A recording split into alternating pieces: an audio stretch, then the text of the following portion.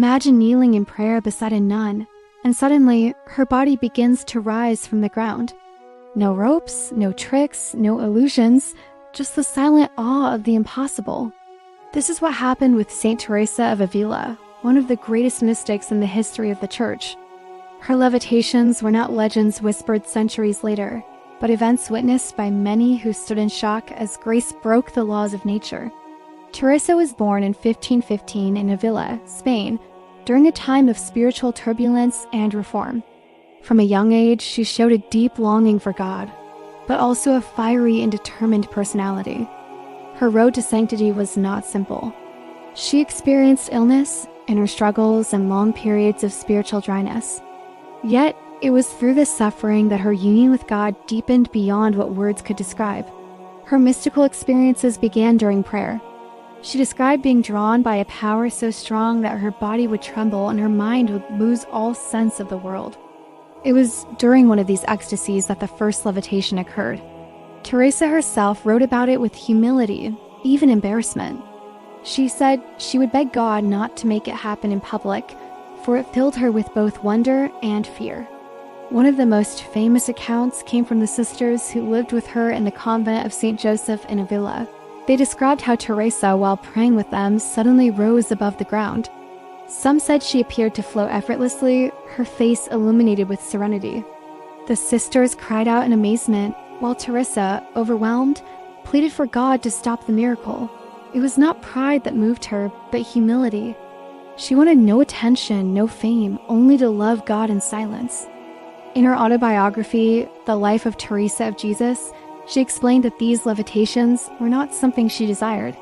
She wrote, "I could not resist.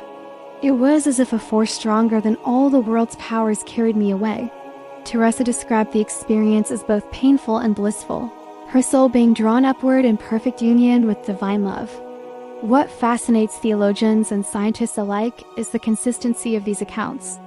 Different witnesses at different times describe the same extraordinary phenomenon. The Church, cautious as always, investigated carefully. What emerged was the undeniable testimony of holiness. Teresa's experiences were never about showing power, but about the reality of a God who can lift the human soul literally and spiritually above the weight of the world. Her levitations became symbols of spiritual ascent. For Teresa, prayer was not about escaping reality, but about transforming it. She believed that true contemplation unites heaven and earth, and her own body became a visible sign of that mystery. She would say that God takes the soul up to himself, and sometimes the body simply followed. Even St. John of the Cross, her close collaborator, witnessed her ecstasies. He too was left speechless by the depth of her union with God. These mystical experiences inspired the Carmelite reform, giving birth to a movement that sought poverty, simplicity, and profound intimacy with the divine. But Teresa was not just a mystic lost in visions. She was a strong, practical woman who founded new convents, wrote spiritual masterpieces, and faced opposition from powerful figures. Her writings, such as The Interior Castle, remain some of the most profound works on prayer ever written. In them, she invites every soul to journey inward, through the rooms of its own heart, toward the center where God waits. Her levitations were, in a sense, the outward sign of an inner truth, that holiness is not bound by gravity. When the soul is filled with love, it rises. When we surrender everything to God, even the laws of nature seem to bend before his will. After her death in 1582, many continued to testify about these miraculous events. Centuries later, scientists and theologians still discuss how such phenomena could occur. But Teresa herself would remind us that the miracle is not the levitation. The real miracle is a human heart completely given to God. So when we look at Saint Teresa of Ávila floating in prayer, we are not just seeing a supernatural wonder. We are seeing what happens when love becomes total. A heart so free, so full of divine light, that the earth can no longer hold it down.